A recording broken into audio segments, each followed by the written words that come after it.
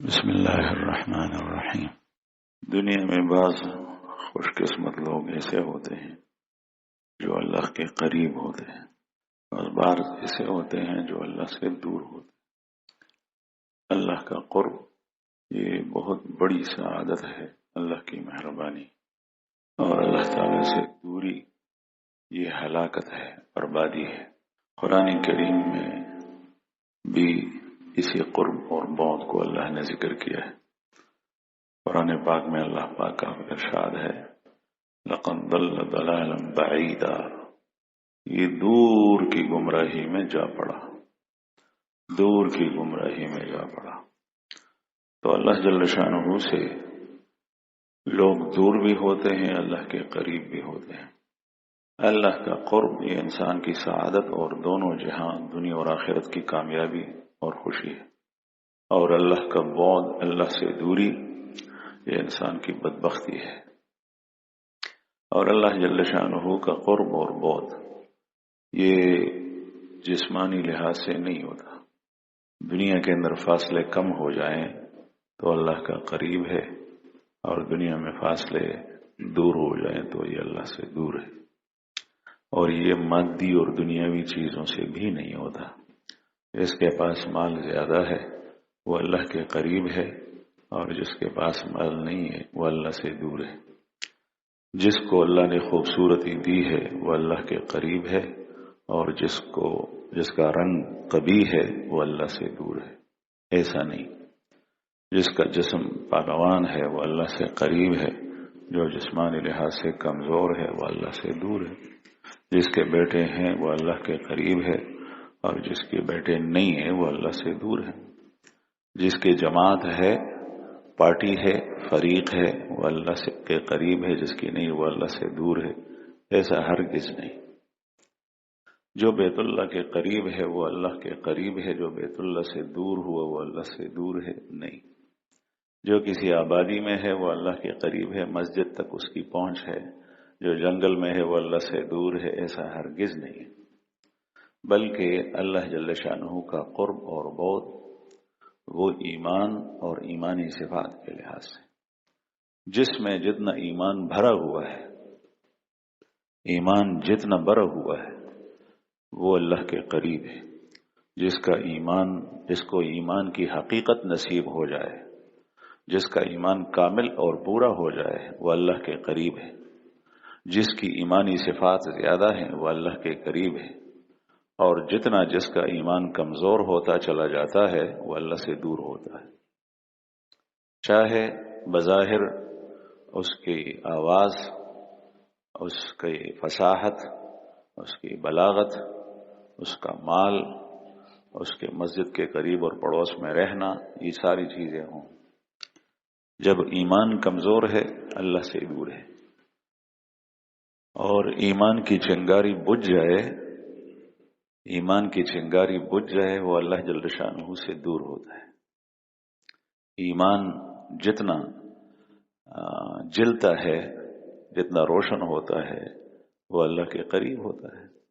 امام بخاری رحمہ اللہ نے اپنی کتاب کے ابتدا میں پوری کتاب، جس میں کئی ابواب ہیں، کتاب الایمان کے نام سے قائم کی ہے، اور اس میں وہ آیات جمع کی ہے کہ جن آیات کے اندر یہ ذکر ہے کہ اس کا ایمان زیادہ ہو گیا، اس کا ایمان زیادہ ہو گیا، وہ اعمال سے زیادہ ہوتا ہے، وہ صفات سے زیادہ ہوتا ہے۔ ایمان کے اوپر اعمال اور کردار کا اثر ہے۔ عمل اچھا ہو، ایمان مضبوط ہوتا ہے۔ عمل نہ ہو، گناہوں میں مبتلا ہو، ایمان کمزور ہوتا جاتا ہے۔ اور پھر ایمان کی نشانیاں ہوتی ہیں، ایمان کے اوپر نتائج مرتب ہوتے ہیں، ایمان کی حلاوت اور اس کا مزہ ہوتا ہے۔ جس کو نصیب ہو جائے تو وہ کہتے ہیں کہ دنیا میں جو کچھ ہے، آسمان اور زمینوں کے اندر جو کچھ ہے، وہ سارے خزانے میرے دل کے اندر جو ایمان ہے اس کے مقابلے میں کچھ بھی نہیں۔ وہ اپنے آپ کو بڑا بادشاہ سمجھتا ہے جب اس کو وہ چیز نصیب ہو جائے، ایمان کی حلاوت۔ جس کو ایمان کی حلاوت نصیب ہو جائے وہ بیماری اور صحت میں ایک جیسا ہوتا ہے۔ جس کو ایمان کی حلاوت نصیب ہو جائے اس کو کھرے کھوٹے باطل اور حق میں تمیز حاصل ہوتی ہے۔ جس کو ایمان کی حلاوت نصیب ہو جائے اس کو کسی چیز حرام کی گندگی اور نجاست ایسی معلوم ہوتی ہے جس طریقے سے انسان کا پس خوردہ قضاء حاجت کرے، وہ جس طریقے سے ہمیں نجس معلوم ہوتا ہے، اسی طریقے سے اس شخص کو حرام کی نجاست یوں۔ جس کو ایمان کی حلاوت اور کمال اور پختگی نصیب ہو جائے وہ جنت اپنے سامنے دیکھتا ہے، اور جس کو ایمان کی حلاوت نصیب ہو جائے وہ جہنم بھی اپنے سامنے دیکھتا ہے، دائیں طرف جنت اور بائیں طرف جہنم۔ جس کو ایمان کی حلاوت نصیب ہو جائے وہ اللہ جل شانہ کو دیکھتا ہے اور یہ سمجھتا ہے کہ اللہ مجھے دیکھ رہا ہے، اس لیے وہ اللہ جل شانہ کی مرضی کے بغیر ایک قدم بھی نہیں اٹھاتا۔ حضرت حارثہ رضی اللہ عنہ صحابی، اور اس کے والد کا نام ہے مالک، حارثہ بن مالک۔ نہ یہ خلفائے راشدین میں سے ہے، نہ عشرہ مبشرہ میں سے ہے، نہ اہل بیت میں سے ہے۔ اب آپ اندازہ لگائیں کہ جب ایسے صحابی ہیں جو رسول اللہ صلی اللہ علیہ وسلم کی احادیث میں جن کے مناقب اور فضائل بیان ہوئے ہیں ان میں سے بھی نہیں، امام بخاری نے اور دوسرے حضرات نے، امام ترمذی رحمہ اللہ نے، امام مسلم رحمہ اللہ نے، ابن ماجہ نے، حضرات صحابہ کرام کے مناقب والی احادیث جمع کی ہے، لیکن اس صحابی کا نام کسی میں بھی نہیں جس کی کوئی خاص خصوصیت ہو۔ لیکن اس کے ایمان کا اندازہ آپ لگائیں، اور جب ان کا ایمان ایسا ہوگا جو معروف و مشہور صحابہ میں نہیں ہے، تو وہ صحابہ کرام جو حضرات خلفائے راشدین ہیں، ابو بکر صدیق، عمر فاروق، عثمان ابن عفان ذو النورین، حضرت علی کرم اللہ وجہ، اہل بیت، عشرہ مبشرہ، ان کی ایمان کا کیا کہنا۔ تو یہ حارثہ ابن مالک ایک دفعہ رسول اللہ صلی اللہ علیہ وسلم کے سامنے آئے، آپ صلی اللہ علیہ وسلم چل رہے تھے، حارثہ ابن مالک کے اوپر نبی کریم صلی اللہ علیہ وسلم کی نظر پڑی تو آپ نے ارشاد فرمایا کہ کیف اصبحت یا حارثہ، کیف اصبحت یا حارثہ، اے حارثہ تو نے کس حال میں صبح کی، شپد سنگت رشوہ، رات کیسے گزری، کیف اصبحت یا حارثہ۔ حضرت حارثہ رضی اللہ عنہ نے جواب دیا، یا رسول اللہ اصبحت مؤمنا حقا، میں نے اس حال میں صبح کی کہ میں واقعی سچا مومن ہوں، اللہ پر مجھے ایمان ہے۔ رسول اللہ صلی اللہ علیہ وسلم نے ارشاد فرمایا کہ حارثہ تو نے بہت بڑا دعویٰ کیا ہے، انظر ما تقول، سوچو تو صحیح تو نے کیا کہا، بہت بڑی بات ہے۔ اور ہر چیز کی ایک دلیل ہوتی ہے، تمہارے پاس تمہارے ایمان کی حقانیت کی دلیل کیا ہے۔ اس لیے اس سے معلوم ہوا کہ جو انسان بھی کسی چیز کا دعویٰ کرتا ہے تو پہلے تو بغیر ضرورت کے اس کو جس میں اس کی نفس کی آمیزش ہو وہ بات ہی نہیں کرنی چاہیے، اور اگر ضرورت پڑے تو ضرورت پڑنے پر اتنی بات کرے کہ جو واقعی حق ہے اس کے پاس دلیل ہے۔ مثلا اسی امامت کے میں لائق ہوں، قابل ہوں، اور اسی تدریس کا میں قائل ہوں، اور اس کارخانے میں ملازم کی ضرورت ہے، میرے اندر یہ صلاحیتیں ہیں، مجھے یہ نوکری دی جائے، یا کوئی بات کرے جس کا تعلق دین سے ہو، آخرت سے ہو، تو اس کو چاہیے کہ ایسی بات کرے جو واقعی اس کے اندر موجود ہو۔ اس لیے رسول اللہ صلی اللہ علیہ وسلم نے ارشاد فرمایا، دوسری یہ معلوم ہوا کہ بغیر دلیل کے کسی چیز کو نہیں لینا چاہیے، یہ دینی امر ہے، اس میں اجر و ثواب ہے، یہ کام جو اس طریقے سے کیا جائے تو اس میں ثواب ہے۔ عورتیں بھی آج کل بولتی ہیں، مرد بھی بولتے ہیں، بھئی تم نے کس جگہ دیکھا ہے کہ اس میں ثواب ہے؟ قرآن کریم میں ہے، رسول اللہ صلی اللہ علیہ وسلم کی احادیث مبارکہ میں کہی ہے؟ نہیں، مجھے تو معلوم نہیں، لیکن لوگ کہتے ہیں۔ اور شاید اس میں ثواب ہو۔ ہر چیز کے لیے دلیل، اس لیے رسول اللہ صلی اللہ علیہ وسلم نے ارشاد فرمایا کہ جب تو نے کہا کہ میں مومن ہوں حقا، اصبحت مؤمنا حقا، تو تمہارے اس دعوے کی کیا دلیل ہے؟ تو حضرت حارثہ رضی اللہ عنہ نے ارشاد فرمایا کہ اسہرت لیلی وازمأت نہاری وکأنی انظر الى عرش ربی وکأنی انظر الى اہل الجنة یتزاورون وکأنی انظر الى اہل النار یتضاغون۔ میں نے صبح کی، لیکن میرے اپنے ایمان کی دلیل یہ ہے کہ میں نے اپنے آپ کو دنیا سے الگ کر دیا۔ عرفت نفسی یعنی دنیا سے اپنے آپ کو الگ کر دیا۔ اور الگ کرنے کا مطلب کیا ہے؟ اس لیے کہ اگر ہم یہاں ہوں تو یہ بھی دنیا ہے، یہاں سے چلے جائے تو باہر وہ بھی دنیا ہے۔ تو انہوں نے جواب دیا، پھر اس کی وضاحت کی، اسہرت لیلی، میں نے اپنی رات کو جگایا، یعنی رات کو میں جاگا رہا، اور اس کا مطلب یہ ہے کہ پوری رات اللہ کے سامنے کھڑا رہا۔ اور وازمأت نہاری، یہ میری ایمان کی نشانی ہے۔ رات کے وقت آدمی کے پاس کوئی بھی نہیں ہوتا، مسجد کے اندر دن کے وقت وہ نماز پڑھتا ہے، فرض پڑھتا ہے، سنت پڑھتا ہے، نفل پڑھتا ہے۔ رات کو گھر کے اندر تنہائی میں اندھیرے میں یہ کھڑا ہو کر پڑھتا ہے، تب پتہ چلتا ہے کہ اس کے دل میں ایمان ہے۔ یہ اللہ جل شانہ کو حاضر ناظر جان کر پڑھتا ہے، وہاں تو لوگ تھے، اس میں شاید ہو سکتا ہے۔ اسہرت لیلی، میں نے اپنی رات کو جگایا، وازمأت نہاری، اور میں نے اپنے دن کو بھوکا پیاسا رکھا، یعنی دن کو میں نے روزہ رکھا، اور میں نے اپنے اللہ کے لیے اپنے نفس کو دنیا سے الگ کر دیا۔ نیند، سونا نرم بستروں کے اوپر صبح تک یہ دنیا ہے، میں دنیا سے الگ ہوا، میں جاگا رہا۔ دنیا کا کھانا پینا کھانا یہ دنیا ہے، میں نے اس کو چھوڑ دیا۔ عرفت نفسی یعنی دنیا، اور میں نے پورے دن کو بھوکا پیاسا رکھا۔ یہ کیا چیز تھی؟ یہ اندر وہ ایمان ہے جو مجھے دن کے وقت کھانے پینے کے لیے نہیں چھوڑتا اور رات کے وقت سونے کے لیے نہیں چھوڑتا، وہ ایمان ہے۔ اور پھر فرمایا کہ وَرَأَيْتُ عَرْشَ رَبِّي بَارِزًا، میں وَأَنظُرُ إِلَىٰ عَرْشِ رَبِّي بَارِزًا، میں اپنے رب کے عرش کو دیکھتا ہوں وہ بالکل سامنے، جس طریقے سے مجھے نظر آتا ہے۔ جب انسان کا ایمان پختہ ہوتا ہے تو بغیر موت کے اس دنیا کے اندر بھی، بغیر موت کے اس دنیا کے اندر بھی وہ جنت اور دوزخ کو دیکھتا ہے۔ اس کی ظاہری سر کی آنکھیں بند ہو جاتی ہیں، اور اس کے حقیقی اور بصیرت کی آنکھیں، دل کی آنکھیں کھل جاتی ہے۔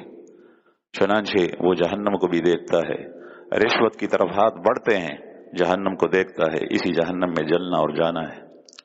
حرام کی طرف ہاتھ بڑھتے ہیں تو اس کو جہنم دکھائی دیتی ہے۔ کسی کے اوپر ظلم کرتا ہے، اللہ جل شانہ کا عرش دیکھتا ہے، اس وقت اس سے پیچھے ہٹ جاتا ہے۔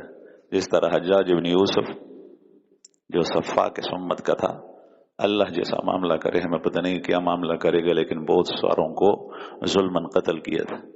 حضرت انس رضی اللہ عنہ صحابی کو اس نے بلایا جو رسول اللہ صلی اللہ علیہ وسلم کے خادم ہیں،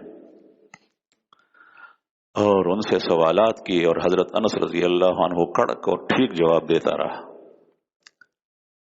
تو حجاج بن یوسف غصے میں آیا، تیش میں۔ تو حضرت انس رضی اللہ عنہ سے کہتا ہے، تمہیں پتہ ہے میں نے تمہیں کیوں بلایا ہے؟ اس نے کہا کہ نہیں، مجھے پتہ نہیں ہے۔ تو اس نے کہا، حجاج نے، میں نے اس لیے تمہیں بلایا ہے کہ میں بھی تمہیں قتل کرتا ہوں۔ وہ صحابہ کو بھی قتل کرتا تھا۔ حضرت انس رضی اللہ عنہ نے فرمایا کہ اگر مجھے معلوم ہوتا کہ میری موت اور زندگی تیرے ہاتھ میں ہے تو میں تیری پرستش کرتا، تیری پوجا پاٹ کرتا۔ کما تو معلوم ہے ویچے مرگ جونستا پلاس کے دین ماں ویتا تو سجدی لگولی، لیکن مجھے یقین ہے کہ میری موت تیرے قبضے میں نہیں ہے اگر اللہ چاہے۔ اور پھر فرمایا کہ میں نے صبح ایک دعا پڑھی ہے جو رسول اللہ صلی اللہ علیہ وسلم نے مجھے سکھائی ہے، وہ دعا میں نے آج پڑھی ہے، اور آپ صلی اللہ علیہ وسلم نے ارشاد فرمایا کہ جب تو صبح کے وقت انس یہ دعا پڑھو گے تو تمہیں کوئی گزند اور تکلیف نہیں پہنچا سکتا، اور یہ آپ صلی اللہ علیہ وسلم کا ارشاد سچا ہے، تیری تلوار تیرا غصہ کچھ بھی نہیں کر سکتا۔ میں نے وہ دعا پڑھی ہے تو حجاج ابن یوسف نے فوراً لرزتے ہوئے کہا وہ دعا تو مجھے سکھاؤ۔ حضرت انس رضی اللہ عنہ نے فرمایا کہ جب تک تو زندہ ہے میں وہ دعا تمہیں بھی نہیں کسی اور کو بھی نہیں سکھاؤں گا۔ پھر اس کا بیٹا تھا، کہنے لگا اپنے بھتیجے کو سکھاؤ، کہنے لگا نہیں سکھاتا، اور فوراً سپاہیوں سے کہا کہ اس کو یہاں سے باہر کر دو۔ حضرت انس رضی اللہ عنہ کو سپاہیوں نے باہر کر دیا۔ لوگوں نے پوچھا حجاج ابن یوسف سے کہ ہم نے بڑی مشقت سے، بڑی تکلیف سے، بڑی تگ و دو سے، بڑی کوششوں سے اس کو آپ کے پاس لے آئے تھے، پکڑ لیا تھا، آپ نے اتنی آسانی سے اس کو چھوڑ دیا، اس کو کچھ بھی نہیں کہا۔ وہ لوگ دیکھتے تھے کہ جس کو بلاتے اس کا سر قلم کرتے۔ تو حجاج نے کہا کہ کسی سے خفیہ کہا، اپنی عزت پہ بھی ڈرتا تھا، بے عزتی ہوتی ہے، کسی سے کہا جو اس کا خاص آدمی تھا کہ جب وہ یہ کہنے لگا آخری بات تو میں نے اس کے کندھوں کے اوپر 2 شیر دیکھے جو منہ کھولے ہوئے تھے، ببر شیر منہ کھولے ہوئے تھے اور میری طرف لبک رکھتے تھے، جس طریقے سے مجھے کہہ رہے ہیں کہ خبردار اگر تو نے اس کو کچھ کہا تو ابھی تمہیں ہڑپ کر لیتے۔ اس لیے میں نے جلدی سے اس کو چلتا کر دیا، باہر کر دیا۔ تو کبھی ایسا ہوتا ہے کہ ایک آدمی کسی چیز کو دیکھتا ہے دوسرا نہیں دیکھتا۔ جس کا ایمان مضبوط ہوتا ہے، جس کا ایمان مضبوط ہوتا ہے وہ جنت کو دیکھتا ہے، وہ جہنم کو دیکھتا ہے۔ اس لیے حارثہ ابن مالک رضی اللہ عنہ نے رسول اللہ صلی اللہ علیہ وسلم سے عرض کیا وَكَأَنِّي أَنظُرُ إِلَىٰ عَرْشِ رَبِّي بَارِزًا، میں دیکھتا ہوں جس طریقے سے گویا کہ میرے رب کا عرش میرے سامنے کھلا ہے، صاف نظر آتا ہے۔ وَكَأَنِّي أَنظُرُ إِلَىٰ أَهْلِ الْجَنَّةِ يَتَزَاوَرُونَ، اور گویا میں دیکھتا ہوں کہ جنتی ایک دوسرے کی زیارت کے لیے آ جا رہے ہیں، یہ اس کے پاس جا رہا ہے، یہ اس کے پاس جا رہا ہے، جنت میں خوشی خوشی رہ رہے ہیں، ایک دوسرے کی ملاقات کے لیے جاتے ہیں۔ وکان یہ بہت بڑی خوشی ہوتی ہے کہ دنیا کے اندر آدمی کسی سے تعلق رکھے ایمان کی رشتے اور ناطے سے، چاہے وہ اس کا سگا بھائی ہو، چاہے اس کے ماں باپ ہوں، چاہے اس کی اولاد ہوں، ایمان کی خاطر، ایمان کی خاطر جو تعلق ہوتا ہے اس سے مزیدار اور مزے والا تعلق کوئی اور نہیں ہوتا، اس میں ایک لذت ہوتی ہے۔ اس لیے رسول اللہ صلی اللہ علیہ وسلم نے احادیث مبارکہ میں بڑی فضیلت فرمائی ہے کہ جو ایک مسلمان دوسرے مسلمان کی زیارت کے لیے جاتا ہے، پیسوں سے یہ لذت حاصل نہیں ہوتی اور دوسری چیزوں سے یہ لذت حاصل نہیں ہوتی، اور جو شخص اپنے رشتے بھائیوں کو چھوڑ دیتا ہے اور اپنے عزیز اور رشتہ داروں کو چھوڑ دیتا ہے، اپنے ماں باپ کو چھوڑ دیتا ہے، چاہے وہ اپنے بیوی اور بچوں کو لے، اس کی زندگی بڑی مشکل سے گزرتی ہے، چاہے اس کے پاس پیسے زیادہ ہو۔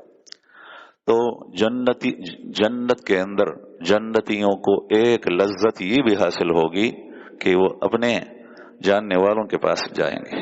لوگ یہ کہتے ہیں کہ جنت میں جائیں گے تو ماں باپ تو قرآن پاک میں آتا ہے کہ وہ تو ساتھ ہوں گے، اولاد ساتھ ہوں گے، یعنی اگر آپ کے ماں باپ، آپ کا ایمان، آپ کا کردار وہ اعلیٰ درجے کا ہے اور آپ کے ماں باپ کا اور بیوی بچوں کا ایمان اور کردار ہے ایمان، لیکن آپ کی طرح اعلیٰ درجے کا نہیں ہے، تو اللہ جل شانہ وہ بھی آپ کے پاس رکھیں گے، آپ کے قریب ہوں گے، ان کی اپنی جنتیں ہوگی۔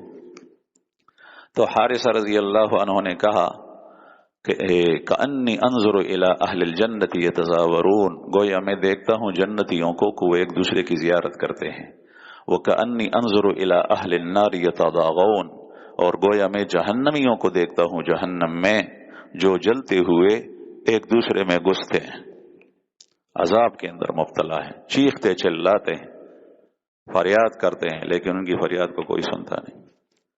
تو آپ صلی اللہ علیہ وسلم نے ارشاد فرمایا کہ اے حارثہ اسی ایمان پر ثابت قدم رکھ، واقعی تیرے اندر ایمان ہے۔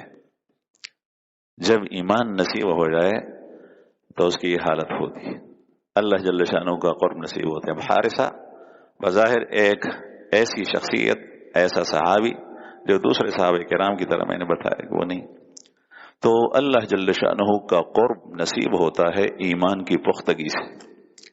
اللہ اور اللہ کے رسول کا پسندیدہ اور محبوب بن جانا یہ ہوتا ہے ایمان سے، کردار سے، اعمال سے، صفات سے۔ رسول اللہ صلی اللہ علیہ وسلم کے پاس ایک وفد آیا۔ وفد کہاں سے آیا؟ عبد القیس کا وفد تھا۔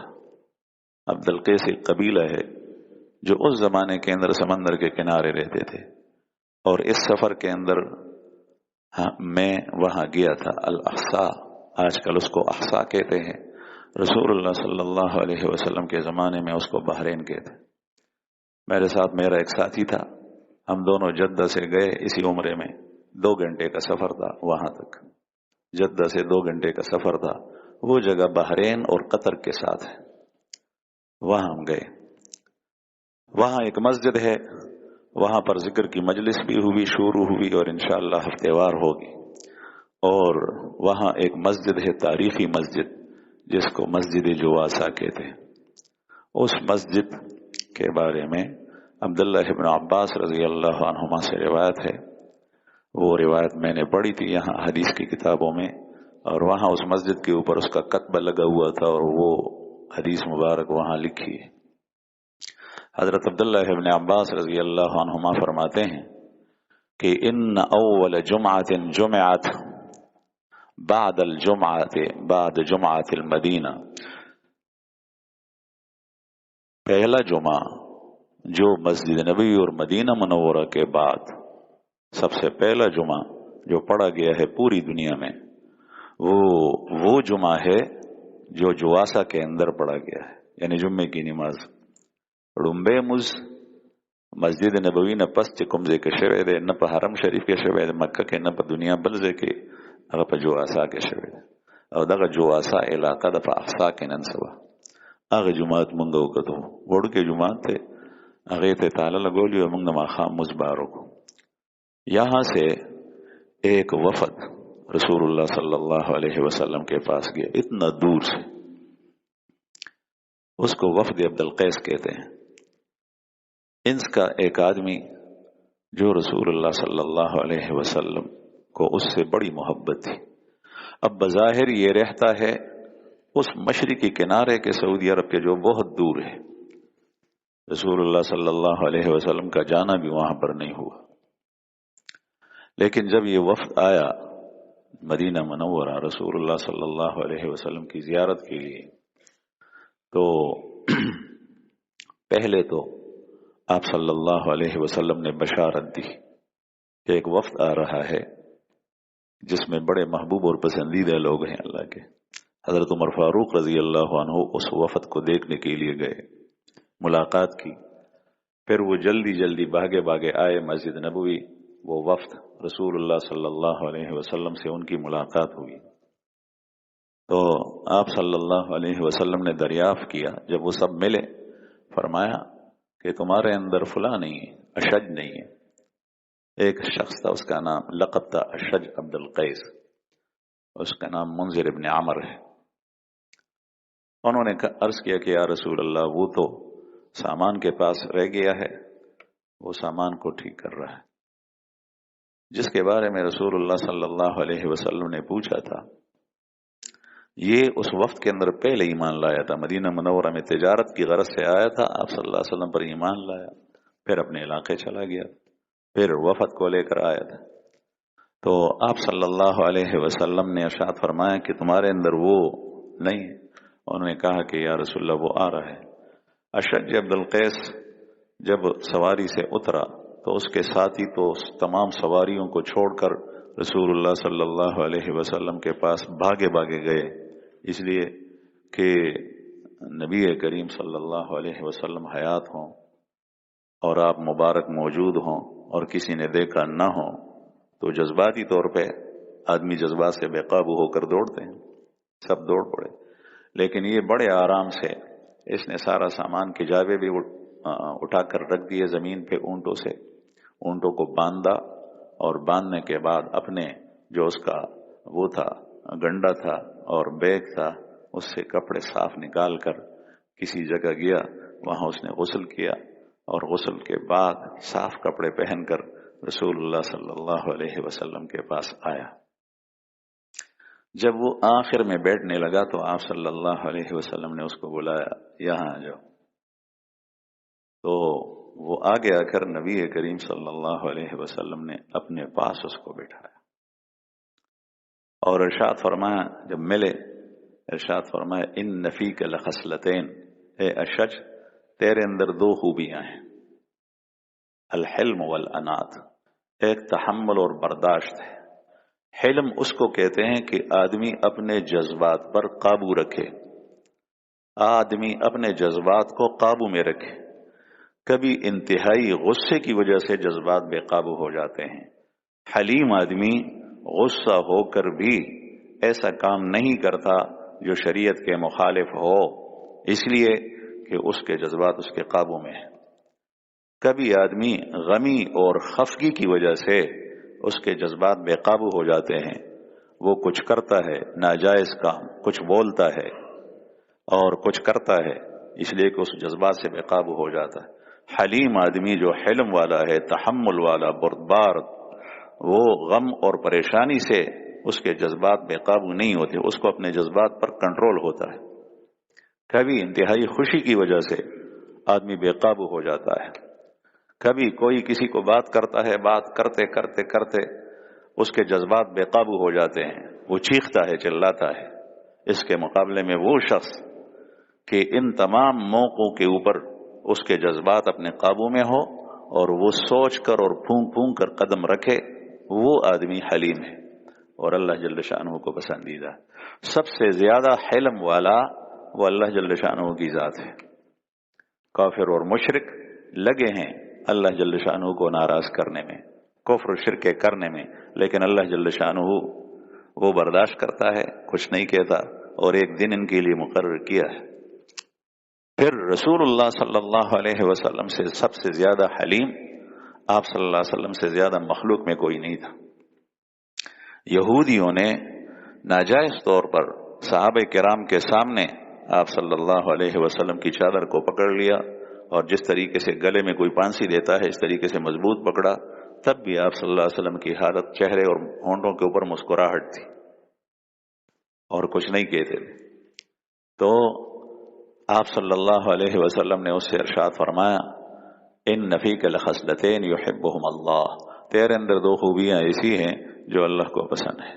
ایک ہے حلم، اور حلم کے معنی میں نے آپ حضرات کو سمجھائے، جذبات کو قابو میں رکھ۔